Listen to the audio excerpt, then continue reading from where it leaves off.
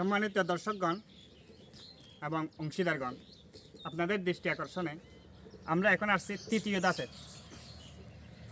এই সীমানাটা হলো মাহালিয়ার সীমানা।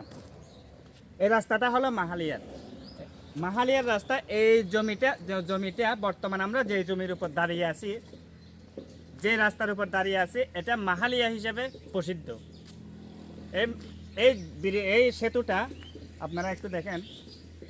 এই সেতুটা হলো মাহালিয়া সেতু। এটা পার্বত্য জেলার রাস্তা সোজা পূর্ব দিকে চলে গেছে। ওইদিকে বাইতুল ইজ্জত ক্যান্টনমেন্ট হয়ে বাজালিয়া হয়ে সোজা পূর্ব দিকে চলে যাবে এবং রাস্তার এইটার উত্তর সীমানার দক্ষিণ পাড় থেকে মাহালিয়া হিসেবে এটা কি পরিচিত। এবং বর্তমানে এটা দলিল অনুযায়ী, সূত্র অনুযায়ী, বৌদ্ধকল অনুযায়ী এটা মাহালিয়া।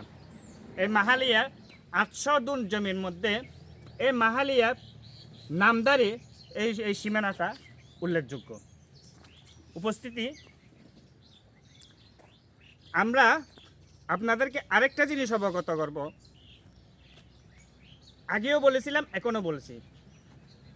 হযরত সগীর শাহ রহমতুল্লাহ আলাইহির 5 পুত্র আব্দুল জব্বার, আব্দুল হালেক, আমানত শাহ রহমুল্লাহ, হাজি গরিবুল্লাহ, দরবেশ কুদরতুল্লাহ, 5 পুত্রে সমান 5 ভাগে এই জমিগুলা অংশ ভাগ করা হবে।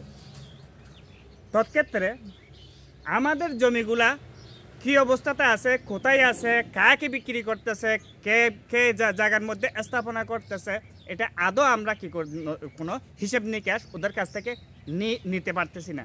কারণ এরা নিজেরাই সব কিছু করে। এই দেখেন বাড়িঘর, এই বিল্ডিং বাড়িঘর স্থাপনা যেগুলা করতেছে, এগুলো আমাদের ওয়ারিসদেরকে কোনো রকম অবগত করেন নাই। সুতরাং